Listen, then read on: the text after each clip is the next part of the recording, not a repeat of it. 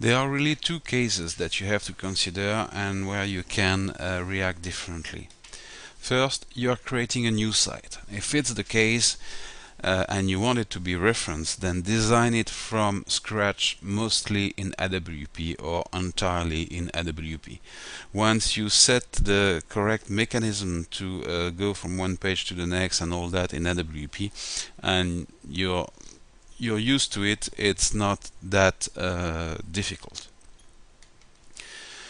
Of course, you need to do that only for the page that you want to be referenced, indexed by the search engine. If there are pages that you don't want indexed, you can still continue to use part of the website in classic mode. So for the page that need search engine indexation, you use the static links as we saw earlier, and if you need to, from there you can go back to the normal, the classic WebDev site. So that's one way of doing it. Now if you want to help reference, increase the ranking of an existing website, and this website was created entirely in classic mode. Now what you should do is create a new entry page to replace the old one. To replace the old one that was in classic mode, you're going to create an AWP page. This AWP page will be entirely, of course, referenceable, just like the classic was. But the good point here is that from there you'll be able to add a few pages to also in AWP to reference other parts of your website. Now, at a minimum, you can try something else. I'm not sure it's going to be less work, but there is another way where you can do that. You keep your entry point, your first page, as a classic web page, because anyway this one is going to be referenced. It is the entry point, and from there you add really static links to the pages that you want to reference. We know that the site URL always connects to the same first page. The session is created here, so it doesn't matter what session is created, because the URL coming from the outside doesn't have a session information. The session is created there. So that page is going to be referenced. If you add static link to other pages in there, you can have those pages referenced too. And in that case, of course, you can link statically to the page for reference, but you can't come back. What does that mean? Well, if you are in a classic mode session and you use a static link to go to an AWP page, if you come back to the classic site, this is a new session. You are not coming back to your original session. So everything like login, user information, position in file, and all that is lost as soon as you go on an AWP page. So if from a classic WebDev page you go to AWP, don't plan on coming back where you were. It's not possible. That's why I prefer to say, okay, put an AWP page first, do what you have to do to reference, and then you go inside the site as classic, and all that is one big happy session. And of course, at that point you can create product list with detail page in AWP, just linking from the first page. They will be referenced. Don't put any link back, that's all. Those pages will be used only for the reference for the search engine.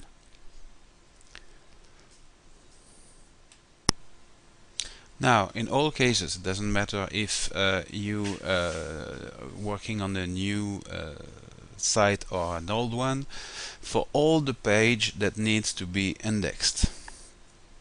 At least you should use the optimization wizard in WebDev. Yes, there is an optimization wizard in WebDev. It's available in the page menu. Optimize the referencing of the page. Excuse me if I don't know where it is in the new ribbon thing. I'm completely lost with that thing. So if you go in the page menu, optimization, optimize the referencing of the page, you will get something like this. This is extremely basic, but absolutely you can work with that to start with. That's anyway something that you will need to do. Now, this is really the basic stuff that you need to do in order for this page to be properly referenced. There's no choice. That's the really minimum. Now, you should use a more powerful tool to go further, analysis of the content and so forth, so on and so forth, comparison with concurrent websites and so on. And I told you already what kind of tools you can use to do that, but you should really consider going further than just the basic thing. Now, for the details pages, product, blog, article, catalog, all this kind of thing that you want indexed, here you should go further and you should set the important things dynamically. And by that I mean that you should use the page properties. So by example, you have my page .title, and here you would put the name of the product, the title of the product in your file. My page .description, and here you would put the product description directly. My page .keywords, in which you would put the name of the product, the reference of the product, and so on and so forth, plus some general keywords for your page. As you can see, you can do that by code in the initialization of the page, which means that you can in fact set information from your database directly in the metadata of the page, and that's an extremely powerful feature because it helps a lot to reference the page properly. Now, the next thing that you could do, but I have mixed feeling about that one, is the URL rewriting. For those of you who don't know what it is basically taking the URL as it is normally and telling the web server that it is supposed to be something else. By example, instead of having your regular URL, you would get something with grocery épicerie / small peas -- can.htm, and that would in fact point to one of your AWP page. So what's better in that? Well, you have some small peas can that is easily referenced by the web server, but you could have that value as a unique key in the parameter of an AWP page, and it would do exactly the same thing for the search engine. So I'm not really sure about the value of the thing depending on how you work with your parameters and things like that, because remember, everything that you have on your URL is going to be read by the search engine.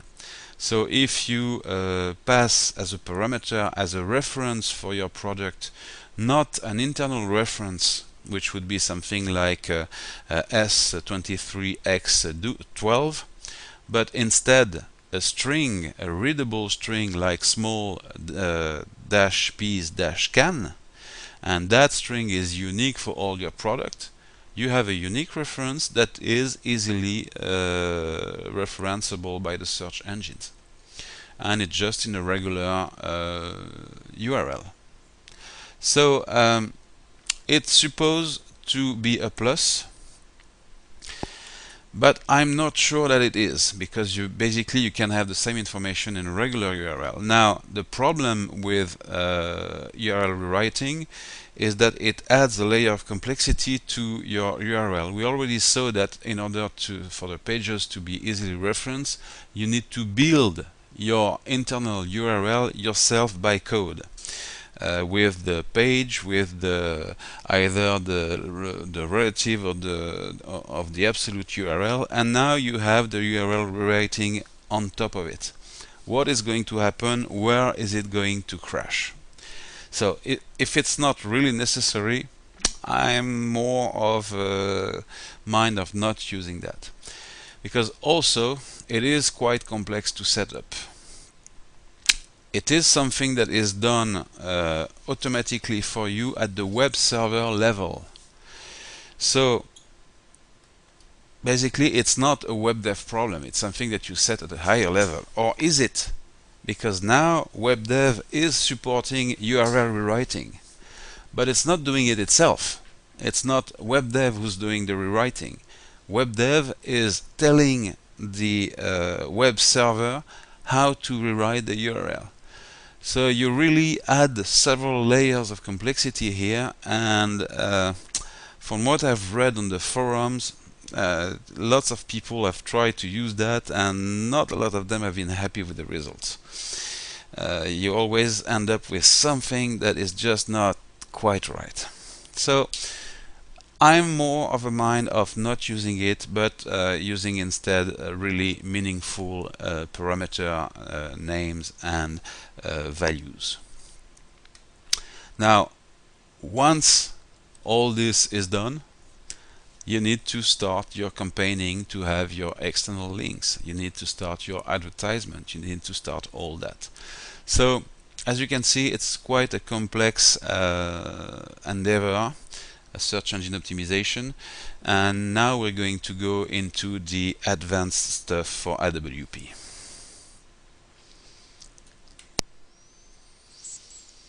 One final slide to really hit it on. So, advanced AWP. You can do even more than what we already talked about in AWP, and one example of that is my website. My new website, fabricehari.com, is an AWP site. But as you can see, instead of having the uglies P1 equal, P2 equal, and so on parameter, I have parameters with a meaningful name. This, article equal, and so on and so forth. And you see that I have references that are meaningful too, so that the search engine can get that. Product equal, as you can see, everything here is meaningful. So how do you do that? Well, to replace P1, P2, this is how you do it. First, you have to forget, of course, about the automatic building of URL, because anything that is building a URL in WebDev automatically for you is going to build one with P1, P2, and all this ugly stuff. So that means that you need to build the URL with your meaningful parameter in it yourself all the time. I told you it's advanced stuff. You cannot use page display, because page display is going to put your P1, P2 in the middle. You need to use script display. So you create your URL in a string, surl string equal this, that, and you do a script display of surl, and you don't have any parameters, ugly parameters. You have the beautiful one with the name that can be referenced by the search engine, and you're increasing your ranking because of that. Now the next step, of course, is to get the value of the parameters inside your target page, because clearly the regular page is waiting for P1, P2. So instead of getting your parameters the regular way, you are getting them with page parameter So you're doing basically my parameter variable equal page parameter of my parameter name. And you do that for each parameter that you're waiting for in the declaration area of your page. And that's it. With this 3 simple steps, you have your beautiful parameters. Now, even more advanced. Get rid of this myProject_AWP from your URLs. Is that even possible? Well, look back at my website. Look at that. fabriceharary.com/uk/pagearticle.awp. No my website_web here. So it is possible and it is working. So how do you do that? Well, in order to remove that ugly thing from your URL, you need to first, inside your web server, so inside IIS by example, you need to set the virtual directory to the My Project AWP directory of your site, and not to the root directory that is higher. So when you install a WebDev site, it's going to be installed into My Project. Under that you will have My Project_AWP, and under that you will have your different languages. Well, by default the virtual directory is set to the root My Project. You should set it to My Project AWP. Of course, that is on the deployment server, and that means that you need to know how to set up the server by hand. Then you also need in the server to set the index page instead of index.htm, index.html, or so on and so forth, to your first AWP page. So the virtual directory is going to go directly into My Project AWP and is going to look directly for your AWP page as the default page when it arrives with the domain name.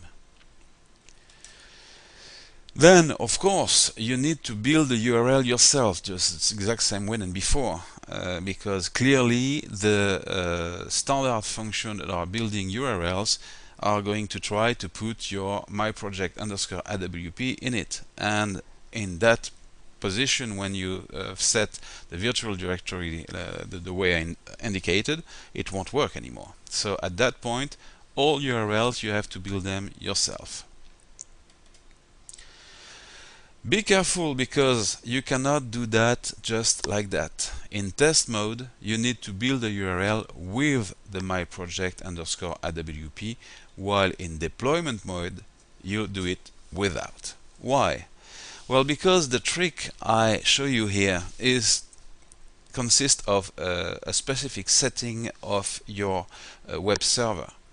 And your web server is working completely differently on a deployment server than on your test machine.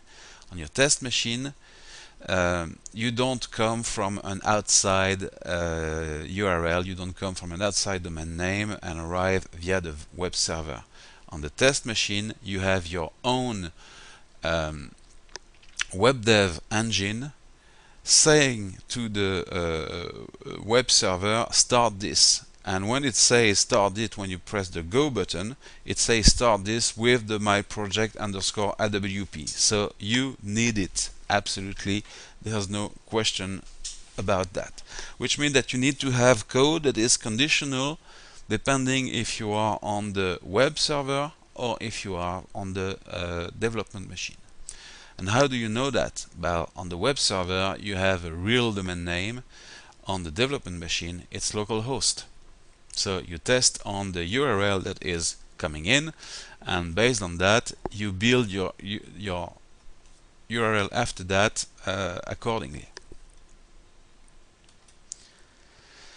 Of course, all this, both for the P1, P2 and for the myProject_AWP, all this means one thing.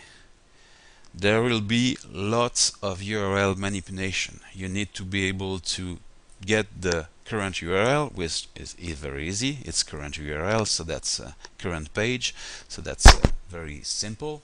But then you need to be able to extract part of it to know if you're on localhost or not.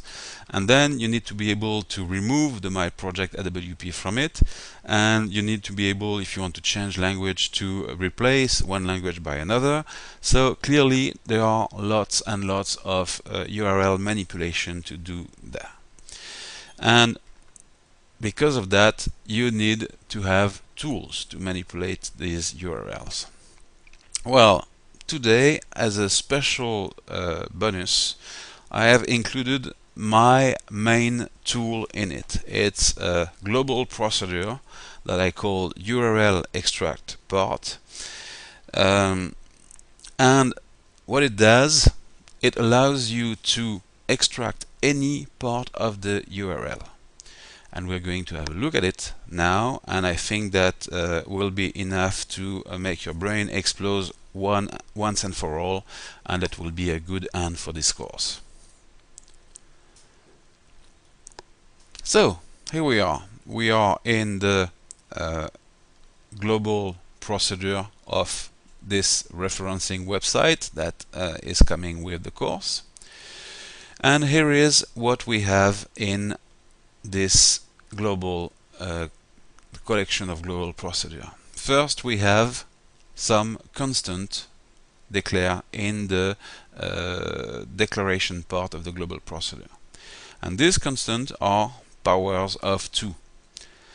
These are the options that you can pass to my procedure to extract one part or another. And the OR is not exclusive. The reason why you have these values by power of 2 is because you can add the constant one to another the exact same way that you can add the constant when you do an F extract path. This is working exactly the same way. So let's have a look at the procedure itself.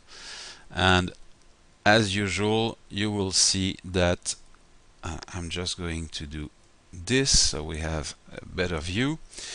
It's Control W if you're wondering about the as you can see, as usual, it is heavily commented. Why? Because well, it is quite powerful. So basically you pass a URL and an integer value to the procedure, and the integer value is going to be any addition of those constants. So by example, if you put a URL here, let's say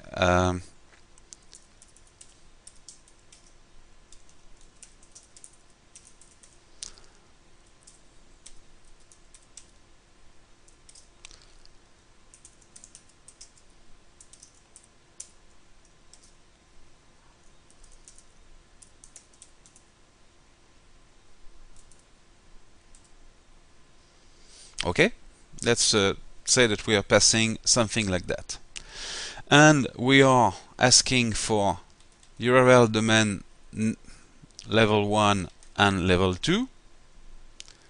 Well, what is that? Domain level 1 is this, level 2 is that, and suddenly you can extract just this. Now, if you were on a website where it's localhost, well, you would get localhost instead. There's no level 2, so you would just get localhost. So with just that, you know if you are in test mode or on a deployment machine. Now, if there were instead an IP address, then you would get it. And if you ask for the full domain, you will get either this or localhost or the IP address. So you can see you have all the options. Just get the HTTP. Why would you want to do that? Well, because you don't know if it's HTTP or HTTPS or FTP or whatever. If you have a username and login in it, you can extract them. If you have the subdomain www or something else, you can extract it.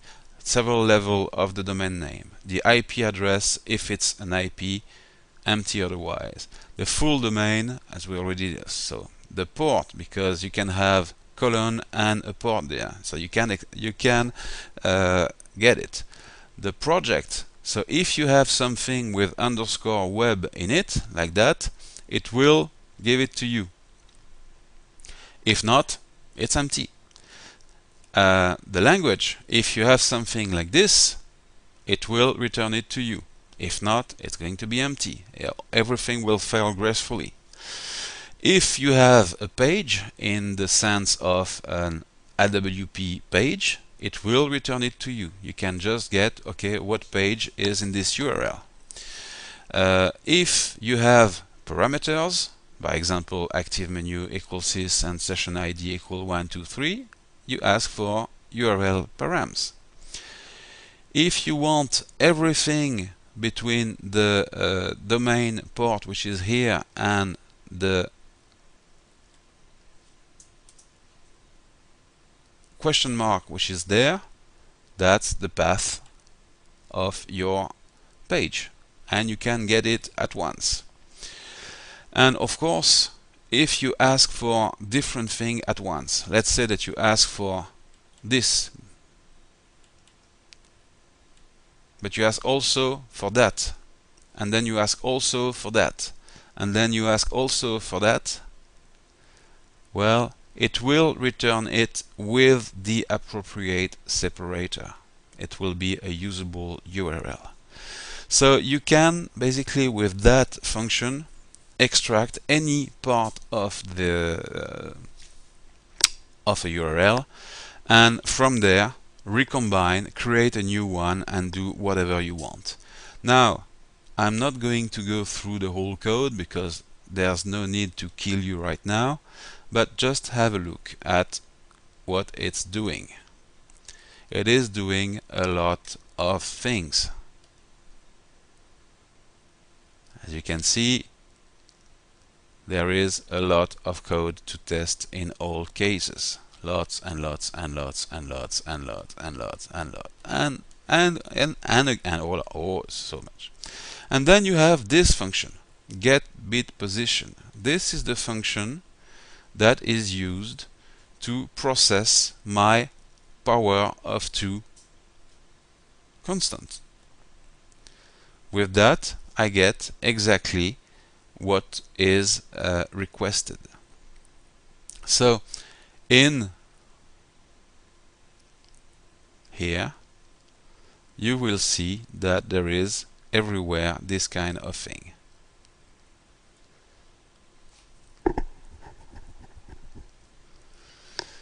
That is how you test if this constant was part of the sum of constant that was inside the parameter, just with one call. So this is an extremely powerful function that I spent, believe me, several days coding, debugging, and so on and so forth. And this is your bonus for having been so courageous and having followed this course till the end. Thank you for coming, and I hope I'll see you later in another course.